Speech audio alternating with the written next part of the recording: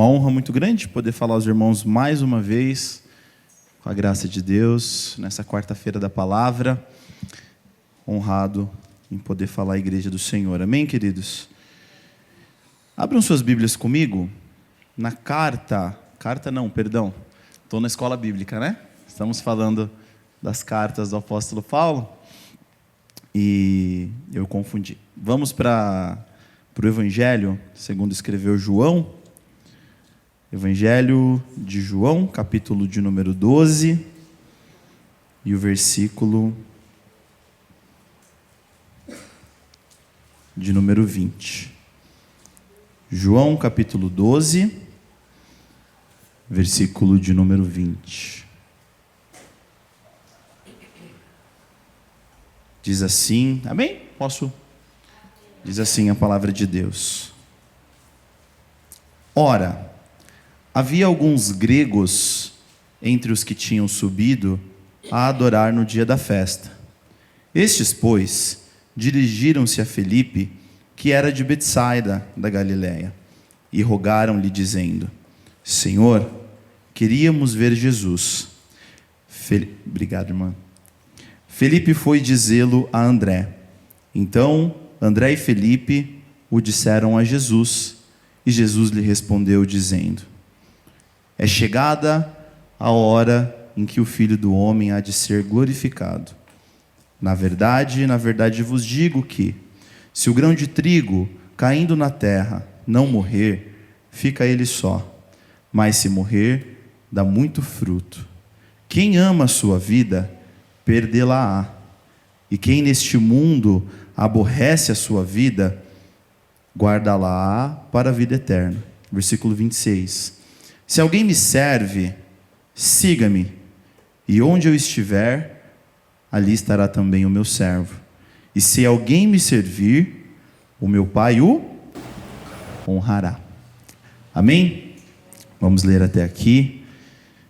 Vamos entender um pouco o que esse texto, muito enigmático, quer dizer. Queridos, eu ouvi uma ministração acerca desse tema há aproximadamente 3 anos e meio atrás. E eu sempre pedi para que o Senhor me desse graça para um dia poder falar sobre esse título, sobre esse tema. O tema dessa palavra é Queremos ver Jesus. E qual que é o contexto em que esse texto aqui acontece? Em João capítulo 12, João, ele começa a relatar um fato que começa lá no versículo 20. Ele dizendo: Ora, havia alguns gregos entre aqueles que tinham subido para adorar na festa. Olha que texto, irmãos. Estes, pois, se dirigiram a Filipe, chegaram até o Filipe e disseram para o Filipe: Nós queremos ver Jesus. João, ele começa a relatar aqui a primeira vez que Jesus Cristo diz que era chegada a hora dele.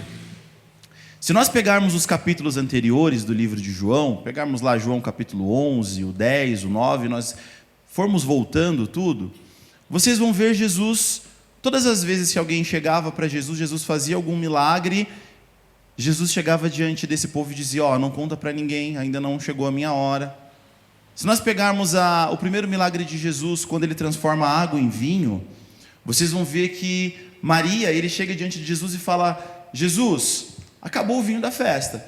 Aí Jesus fala: não chegou a minha hora ainda. Então, em alguns momentos, as Escrituras nos relatam, até esse momento aqui de João capítulo 12, Jesus dizendo: ainda não é minha hora. E muitas das vezes, quando Jesus fazia os milagres nas pessoas que ele curou durante o seu ministério, ele dizia: vai, testemunha para o da sua casa, pega a sua maca, levanta da sua dificuldade, coloca sobre os seus pés, vai. Em alguns casos ele dizia: não conta para ninguém. Outros casos ele dizia: vai lá e conta para todo mundo. Só que aqui em João capítulo 12, ele responde de uma forma muito enigmática. Você imagina, os gregos, provavelmente aqui, que vieram adorar na festa, essa festa que era a festa da Páscoa, era a festa dos judeus, era onde o povo estava lembrando da Páscoa, o Pesach ou Pessa, que é a última praga do Egito, que passou e matou todos os primogênitos que ali estava junto com Moisés. E aquela pessoa que não tivesse nos seus umbrais e batentes das portas um sangue de um cordeiro, o primogênito morreria. Foi dessa forma que Deus, poderosamente, através da vida de Moisés, livrou o povo do Egito. Deu praga, em cada praga afrontou e derrubou um deus do Egito. Mas a última foi muito forte. Todos os primogênitos morreriam. E morreram. Todos os primogênitos do povo do Egito. E se o povo judeu também não tivesse com sangue na porta, morreria. Então, Deus tira o povo de forma maravilhosa do Egito. De forma forte, de forma poderosa. Nós conhecemos essa história. Deus tem feito muitos poderes, tem agido com muito poder e muito milagre no meio do seu povo. Ali, aquela porta, aquele sangue daquele cordeiro, estava apontando para um sacrifício perfeito que viria, que era a cruz de Cristo. Quando Jesus, ele vê que os gregos, eles vinham adorar, ele era um povo que provavelmente eram prosélitos. Prosélitos eram outro povo que não os judeus, que eram convertidos ao judaísmo. Então, como eles se convertem, eles eram chamados de prosélitos, então eles também vinham adorar as festas judaicas. Então os gregos saíram, um grupo de grego, e vieram até Jerusalém para poder adorar, fazer a festa da Páscoa em Jerusalém. Se dirigiram a Felipe, porque a fama de Jesus era muito grande. Jesus já havia feito os seus discípulos, já haviam pregado, expulsado demônios, ressuscitado mortos. Perdão, ressuscitado mortos não. Foi só Lázaro. Então, alguns milagres que Jesus tinha acontecido, ficou muito famoso. Todo mundo ouvia falar de Jesus. Então, os gregos também ouviram falar de Jesus e disseram: queremos ver Jesus. Aqui no finalzinho do versículo 21. E aí, dentro desse contexto, provavelmente, pelos gregos não estarem inseridos ainda na cultura dos judeus, eles não foram diretamente a Jesus Cristo para poder dizer: olha, nós queremos conversar, nós queremos entrevistar, nós queremos estar mais próximos do Senhor. Ele foi ao discípulo para que o discípulo pudesse chegar até Jesus. E quando ele chega até o discípulo e diz: queremos ver Jesus, os discípulos não negam. Ele diz: ok, fica aí, que eu vou lá falar com o mestre. E aí, eles vão, o Felipe e o André vão, e fala para Jesus. Versículo 23. Olha o que Jesus responde. Pensa comigo. Felipe e o André foram lá e falam: Jesus, vamos imaginar, tá? Não está na Bíblia. Ele chega em Jesus e fala: Jesus, um grupo de gregos que vieram adorar, fazer aqui a festa da Páscoa, eles chegaram e disseram que queria ter com o Senhor, que queriam conversar com o Senhor. Alguns estudiosos dizem que esses gregos prosélitos que se converteram tinham as suas sinagogas, e como os gregos eram pessoas que gostavam demasiadamente da sabedoria, eles gostavam de alguém que lhes pusesse aquilo que estava sendo ensinado de forma muito clara, e eles ouviram dos milagres de Jesus, que eles ouviram que Jesus não ensinava como os fariseus ensinavam. Os fariseus, queridos, eram um grupo religioso da época, em que nem todos eram hipócritas. Jesus não censura todos os fariseus, ele censura os fariseus hipócritas. Jesus diversas vezes ele fala: fariseus hipócritas, vocês são como sepulcros caiados. O sepulcro caiado é aquele sepulcro que é bonito por fora, passa um cical, fica bonitão por fora, mas dentro está totalmente podre, tem restos lá dentro. E ele usa essa frase falando algo muito duro para esses homens. Então ele censura os fariseus hipócritas. Os fariseus eram zelosos com a lei. Os fariseus, eles traziam a Torá, a lei do Senhor, e eles ensinavam. Mas eles caíram no perigo da religiosidade. Eu tenho que repetir, eu tenho que instalar o Shabá, eu tenho que a ponto de Jesus curar num sábado, e eles não estão preocupados que uma pessoa que estava aleijada levantou e andou. Eles estavam preocupados porque Jesus havia curado num sábado. Eles estavam preocupados porque o cego voltou a ver num sábado. Eu falei, esse cara ele é fera em quebrar a lei. Ele vem e cura no sábado, como assim? Que absurdo. Ele não está olhando e falando, poxa vida, aquele cara nunca andou. Ele sofria, padecia. E aí ele veio e curou. Olha que maravilha. Não. Ele curou num sábado, olha que absurdo. Olha o pensamento, o tamanho da religiosidade que os fariseus caíram. E Jesus censura esses fariseus. E era comum naquela época ter sinagogas. Alguns estudiosos dizem que esses gregos ainda não tinham um líder grego, um líder que tinha um ensinamento muito poderoso para que eles pudessem seguir. Então eles vão provavelmente atrás de Jesus. Isso é a história que diz estudiosos, que dizem não está nas escrituras. As escrituras dizem que os gregos tinham subido para adorar no dia da festa e pediram para ver Jesus. Isso a Bíblia nos relata. Mas o porquê, qual que era o motivo de chegar até Jesus, a Bíblia não nos diz. E aí os estudiosos entendem que provavelmente, como eles eram prosélitos, eles ainda não estavam tão inseridos no judaísmo, tinham acabado de se converter ao judaísmo, eles precisavam de um mestre na sua sinagoga para poder ensinar. Alguém que fosse seu pastor, alguém que fosse seu líder naquele lugar.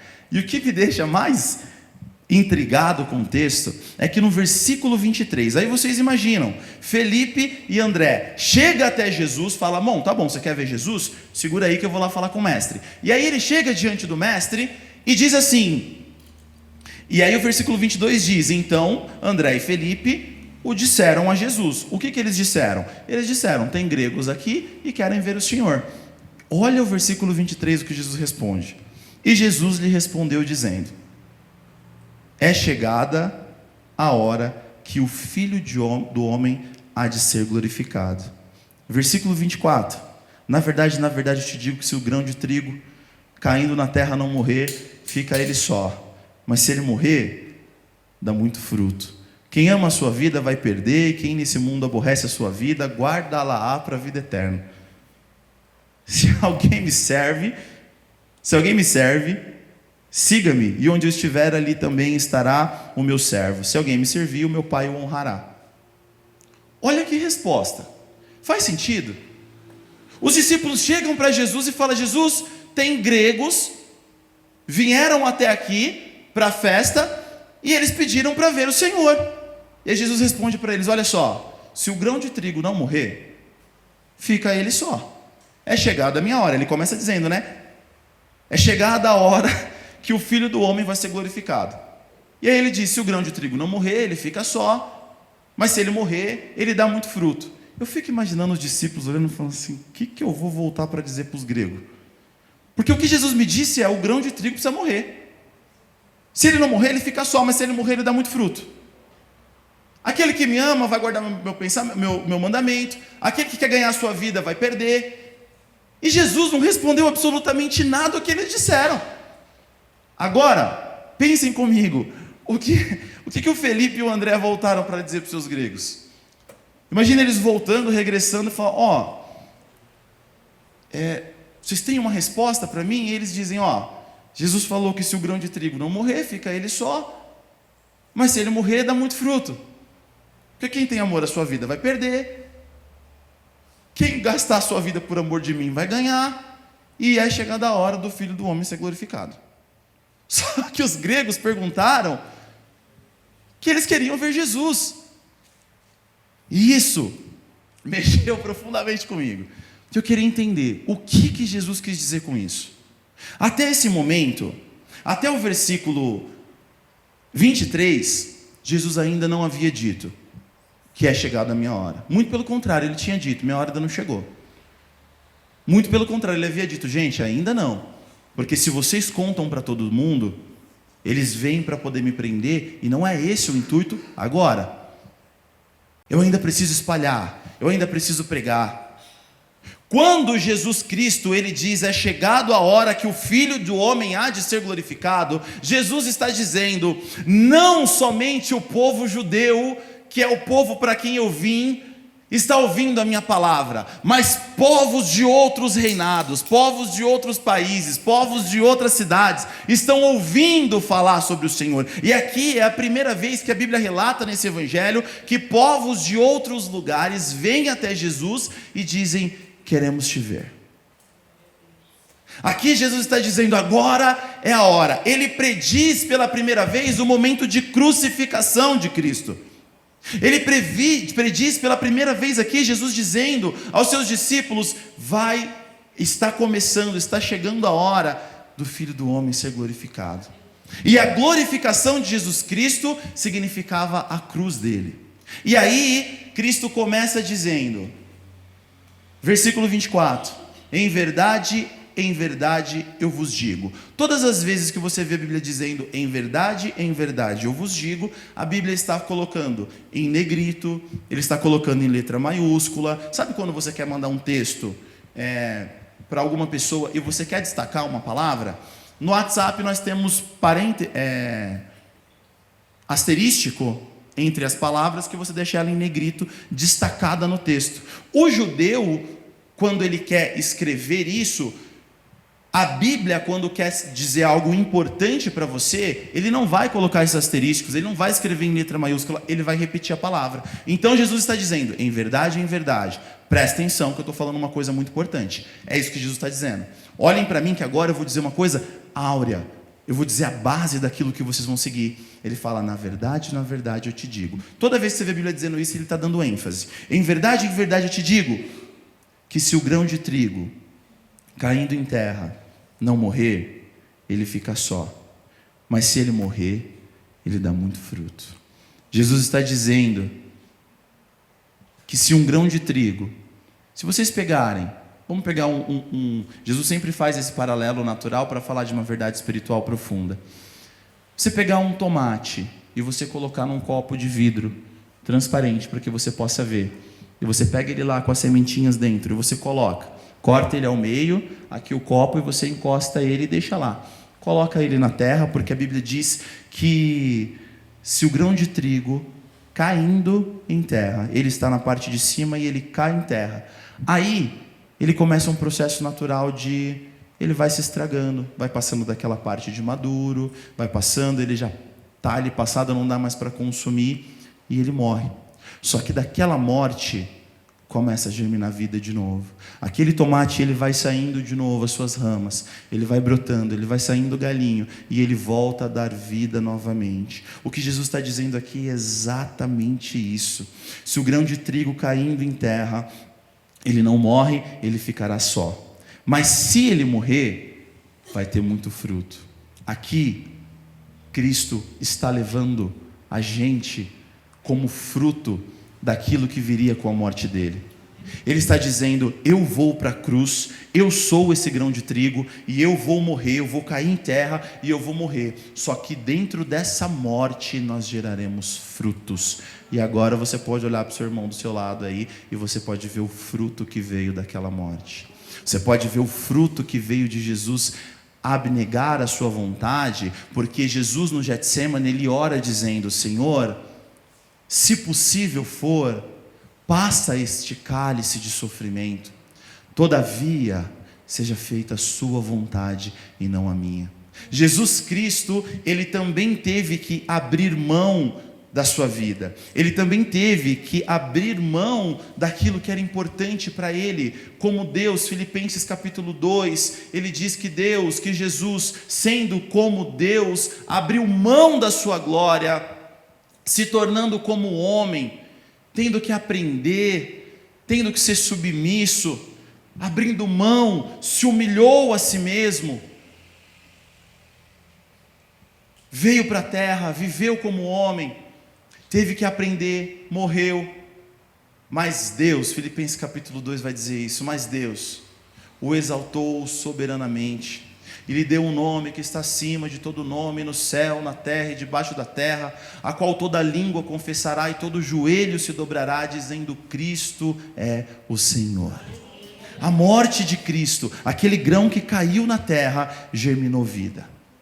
E isso também serve como uma verdade espiritual para a nossa vida. Isso serve como uma verdade espiritual para a gente. Quando nós nos convertemos e nós dizemos: Senhor, nós queremos te ver, ali começa um processo de mortificação, começa um processo de morte dentro de nós. E o que é mais incrível é que o texto não fala mais absolutamente nada sobre isso. Eles não falam se Jesus foi ver os gregos, ele não fala se os discípulos voltaram para dizer para os gregos se o grão de trigo não morrer. Eles não falam absolutamente mais nada. Os gregos queriam ver Jesus, e no final nós não sabemos o que aconteceu. Mas o que nós sabemos é que o ensinamento, a parte áurea do texto, o ensinamento que Jesus quer nos dizer é exatamente isso. Que até para as verdades espirituais da nossa vida, existe e exige uma mortificação da nossa carne. Existe uma abnegação da nossa vontade. Existe renúncia. Porque eu vou dizer uma coisa para vocês, queridos: a salvação, ela é 100% de graça. Não tem nada que você e eu possa fazer para sermos salvos. Nada. Orar mais, jejuar mais, vir à frente, entregar, nada. Nós somos salvos totalmente por conta da graça de Jesus Cristo. Pela graça sois salvos. Efésios capítulo 2. Isso não vem de vós, é dom de Deus. Porque senão a gente se gloriaria. Dizia: não, vem de mim porque eu sou bom. Cristo me salvou porque eu sou bom. Mas ele diz: não vem de você. Não vem de você. Se não me engano, Spurgeon, ele fala uma frase muito bonita: nós, como ministros de Cristo, nós somos mendigos, mostrando para outros mendigos aonde tem pão. Imagina nessa situação, nós mendigos, moradores de rua, onde outros mendigos vêm e vê a gente se alimentando, e ele diz: eu quero, e você aponta para a cruz. Fala: nós somos moradores de rua, nós somos mendigos, mostrando para outros mendigos aonde existe pão, porque não vem de nós, nós só recebemos, é pela graça de Deus. Agora, isso para salvação.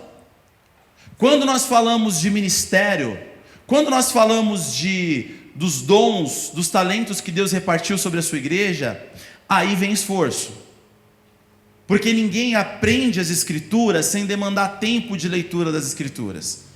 Ninguém aprende a cantar. Eu não sou um bom cantor, mas temos aqui um ministério maravilhoso, a qual eles ensaiam semanalmente, toda a semana. Porque não existe entrega, melhoria do seu dom, se não tiver o esforço de aprendizado sobre ele. Cristo te dá o dom e a graça de você poder fazer, mas precisa ter o aperfeiçoamento. E isso sim vira uma grande verdade dentro de nós. Para frutificar, isso é um princípio eterno dentro do nosso coração.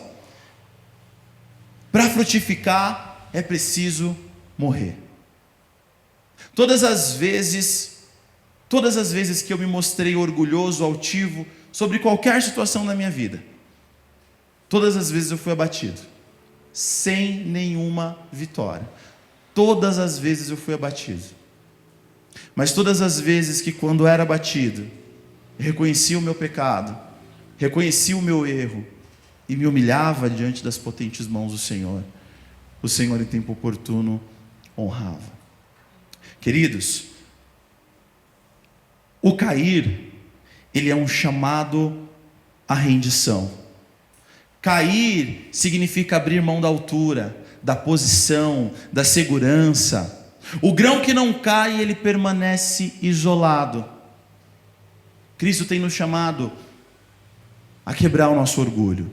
Cristo tem nos chamado, às vezes, a baixar um pouquinho, retroceder um pouco e entender que, muitas das vezes, a posição de segurança, a posição do que é confortável, acaba nos tirando do centro da vontade de Deus. O grão que não cai permanece sozinho, infecundo, só.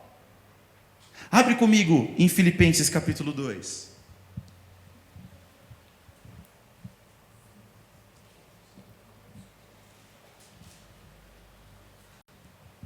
Filipenses capítulo 2, versículo de número 5. Nós vamos ler até o 8. Diz assim: de sorte que haja em vós o mesmo sentimento que houve também em Cristo Jesus, que, sendo em forma de Deus, não teve por usurpação ser igual a Deus, mas vaziou-se a si mesmo, tomando forma de servo e fazendo semelhante aos homens. Achado na forma de homem, humilhou-se a si mesmo, sendo obediente até a morte e morte de cruz. Foi o que eu acabei de falar para uns irmãos. Cristo abriu mão da sua glória e também se humilhou para que ele pudesse germinar frutos. O nosso mestre, que é o maior dos nossos exemplos, ele também seguiu aquilo que ele disse. Os estudiosos dizem que a resposta do grego foi exatamente isso: o grão de trigo precisa morrer. Vocês querem que eu vá para as sinagogas de vocês para poder ensinar a palavra poderosamente, para começar um império, para começar uma grande igreja, para que a gente comece a sinagoga dos gregos e faça. Mas não foi isso que Cristo quer, que o Pai quer de mim agora. O que Ele quer de mim não é que eu me afaste e fique só aqui, mas o que Ele quer de mim, Jesus falando para Ele Ele quer que eu, como um grão de trigo, caia e morra, e através dessa morte eu gere muito fruto. Muito fruto. A igreja de Cristo hoje em todo o mundo é o fruto daquela semente que caiu no chão. A igreja de Cristo hoje, todos os salvos que já foram salvos e que dormem em Cristo Jesus, que morreram em Cristo Jesus, nós, aqueles que estamos vivos, atuantes, militantes pela causa do Senhor Jesus, somos o fruto daquele grão que morreu. Mas as pessoas que ainda virão a Cristo, as pessoas que a palavra de Deus ainda há de encontrar, as pessoas que ainda encontrarão o Messias, que ainda vão dizer queremos ver Jesus, e terão um encontro genuíno com Jesus, ainda virão por conta dessa semente que caiu e morreu. Essa semente que caiu e morreu, que Jesus está falando de si mesmo. Ele diz: agora chegou a minha hora. Agora chegou o momento que eu vou ser glorificado, porque em Filipenses capítulo 2 eu abri mão dessa glória. Em Filipenses capítulo 2 eu disse: agora chega, eu vou ser homem, ele sendo Deus. Querido, imagina você sendo chefe, sendo líder na empresa. Você está lá há 10 anos de empresa, você é líder, você dá ordem às pessoas, você comanda uma equipe, você lidera um grupo. Você tem toda a sua estrutura de trabalho, e de repente você volta como estagiário da mesma empresa, do seu grupo, daquela estrutura que você montou. Você volta e fala: agora eu sou estagiário, eu recebo ordem de todo mundo de novo. Eu abro mão do meu título, do meu salário, de tudo aquilo que conquistamos, para eu voltar e fazer do zero. É claro que isso é um exemplo muito pequeno perto daquilo que Jesus Cristo fez. Ele nos formou. Ele estava junto com Deus, com o Pai e o Espírito Santo, formando a nossa pessoa. Façamos o homem à nossa imagem e segundo a nossa semelhança. Estava o Pai, o Filho, o Espírito Santo na Trindade, na sua unidade perfeita, fazendo nós. De repente ele abre mão da glória de ser Deus. Não que como homem ele também não era Deus, ele era 100% Deus, ele é Deus. E ele desce, mas também como 100% homem, ele vive entre nós. E ele abriu mão de toda essa glória. E aí, o Filipenses vem dizendo aqui em Filipenses para a gente fazer de sorte no versículo 5, que haja em vós o mesmo sentimento que houve em Cristo, que sendo Deus, não teve por usurpação ser igual a Deus, mas ele se esvaziou de si, tomando forma de servo e fazendo-se como homens. Versículo 8: e achado na forma de homem, ele humilhou a si mesmo, sendo obediente até que ele morreu, e ele morreu numa cruz. E aí o versículo 9 vem dizendo o fruto desse grão que caiu na terra e morreu, e diz: por isso também Deus o exaltou soberanamente e lhe deu um nome que é sobre todo, para que ao nome de Jesus se dobre todo o joelho, aos que estão no céu, na terra e debaixo da terra, e toda língua confesse que Jesus Cristo é o Senhor, para a glória de Deus Pai. Queridos, se Cristo, como Deus, abriu mão da sua glória para poder se humilhar e gerar fruto, quem dirá nós, os discípulos dele? Quem dirá nós, a igreja de Cristo que aprende com ele? Como nós também não devemos nos humilhar? Como nós também não deveríamos abrir mão? Como nós também não deveríamos cair para morrer? Para que só assim, diante da morte, eu não estou dizendo da morte física, mas da morte da sua vontade, da morte de fazer do seu jeito, da morte daquilo que você tem que controlar, da morte daquilo que é a vontade sua, que tem que imperar sobre a vontade de todo mundo, ou às vezes a vontade sua, que tem que imperar sobre até mesmo a vontade de Deus, porque para Deus domar, para Deus pegar uma pessoa e controlá-la, e guiá-la totalmente, tem que ser como o apóstolo Paulo, que andando caiu em terra, ficou cego, para depois ter que obedecer ao Senhor. Jesus nos ensina. Vamos voltar lá para João? Volta para João capítulo 12.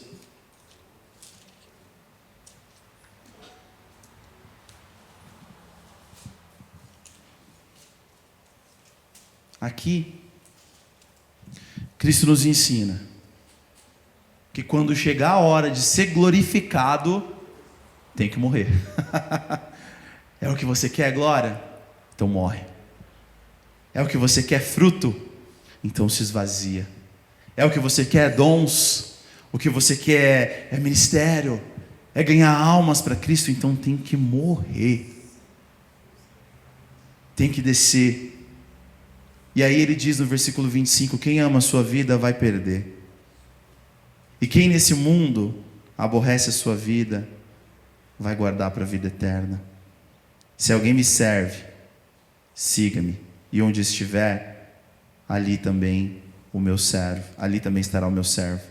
Se alguém me servir, o meu Pai o honrará. Promessa de honra. Mas, para isso, precisa morrer. Abra sua Bíblia comigo na carta do apóstolo Paulo aos Gálatas.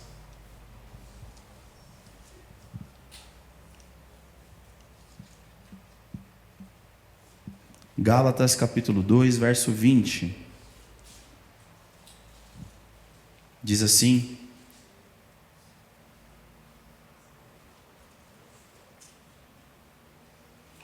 a palavra do Senhor. Já estou crucificado com Cristo, e vivo, não mais eu, mas Cristo vive em mim. E a vida que agora vivo na carne, vivo-a na fé do Filho de Deus, o qual me amou e se entregou a si mesmo por mim. Não só vamos até a cruz para nos crucificar, mas a Bíblia diz, já estou crucificado com Cristo. Agora, não é mais a minha vontade, não sou mais eu quem impero, mas agora, Cristo opera a sua vontade boa, perfeita e agradável em mim. Mas para isso, nesse texto que para mim foi muito confuso de entender, pergunta dos gregos, a resposta enigmática de Jesus, os gregos falam, quero ver Jesus, Jesus fala, eu vou morrer, gente, eu vou morrer, e aí eu não vou ser só um líder na sua sinagoga, mas eu vou ser o Rei dos Reis, mas eu vou ser Senhor dos Senhores, através de mim eu vou reconciliar o mundo para mim mesmo. E aí Cristo vai nessa missão, e essa é a resposta dos gregos: vocês não vão ter Jesus porque Ele precisa morrer, vocês não vão ter com Jesus porque Ele vai morrer pelos meus e pelos seus pecados. Cristo nos chama a essa vida de renúncia e de apego pela cruz, de renúncia e de entrega, porque se nós morrermos, se nós cairmos, se nós abrirmos mão da nossa vontade, o grão começa a germinar, e ele começa a dar fruto, e esses frutos não ficam só, mas eles dão muito e muito fruto. Que você possa soltar daquilo que você segura com toda a sua força e com medo de perder. Porque frutificar, ele é o propósito da morte. Cristo morre e através dessa semente, ele gera todos esses frutos. Mas se frutificar é morrer, a morte de Cristo, não só a de Cristo, mas agora a nossa junto, tem que vir para nos trazer muito fruto. A morte não é o fim, mas ele é início de colheita. Eu pego a minha semente, eu planto ela e eu fico esperando o fruto. Que quem dá? Quem consegue fazer nascer um pé de jaca? Quem consegue fazer uma jabuticabeira? É de graça. A semente cai e Deus dá a vida, Deus dá o crescimento, Deus dá o fruto, Deus nos entrega isso com amor. Fruto do Espírito, não dá tempo de eu ler para os irmãos agora, o pastor tem falado sobre isso o tempo inteiro, na série Renúncia, ele falou alguns domingos atrás sobre o fruto do Espírito, que está lá em Gálatas, capítulo 5, versículo 22. Não existe, aqui eu vou para o final da palavra, não existe frutificação sem uma entrega. A vida cristã frutífera, ela não nasce em nenhum conforto. A vida cristã que gera fruto, ela nasce aos pés de uma cruz. Olha que coisa linda, você foi chamado para andar aos pés de uma cruz. E você dará fruto quando você andar em direção dessa cruz. Os frutos que você gera hoje porque o seu pé é diante de uma cruz. Queridos, pesquisem. Nenhuma religião no mundo prega o que o cristianismo prega. Todas as religiões, eles vêm por forma de um esforço. Todas as religiões, eles vêm para que você evolua e seja melhor. E aí quando você reencarnar, você reencarna melhor. Outros vão dizer que você precisa fazer obra, e aí 144 mil vão para o céu. Outros precisam dizer que você precisa passar horas e horas pregando na rua para se achar digno. Outros acreditam que você precisa atravessar uma ponte de joelho até chegar numa catedral de outro lado. Outros acreditam que você precisa pagar promessa. Nenhuma religião, nenhuma crença é como a crença do nosso Cristo, que entrega de graça, que nos dá gratuitamente, que fala: morre.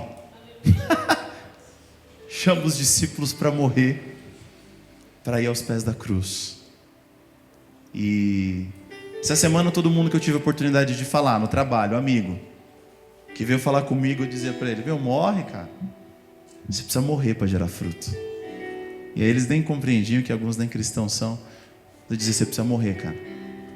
Você precisa entender que o fruto do que você vai precisar, daquilo que Deus vai usar com você, vem através da morte, da sua vontade, do seu eu, do seu ego, do seu orgulho. Ah, querido, eu vou falar, às vezes até da nossa língua, né? Porque às vezes a gente fala demais, não fala? A Bíblia diz que a língua é um pequeno órgão que, se não controlar, é capaz de mandar o corpo inteiro para o inferno. A morte nos espera para gerar vida. E aí Cristo diz: estamos crucificados. A Bíblia nos diz: estamos crucificados com Cristo. Naquela cruz ele não foi sozinho, mas os seus discípulos estavam entregando a sua vontade, como o nosso mestre também entregou. Cristo te chama para entregar totalmente a sua vontade, para pegar o seu instrumento de morte e carregar.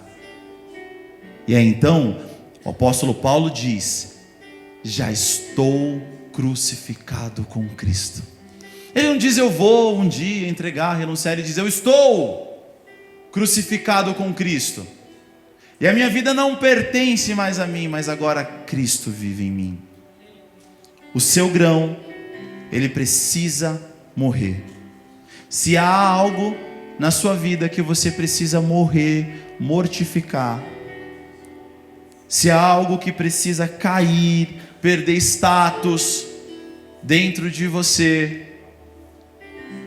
se você quer frutificar para Deus, na sua casa, na sua igreja, na sua vida, no seu trabalho, vem para a cruz.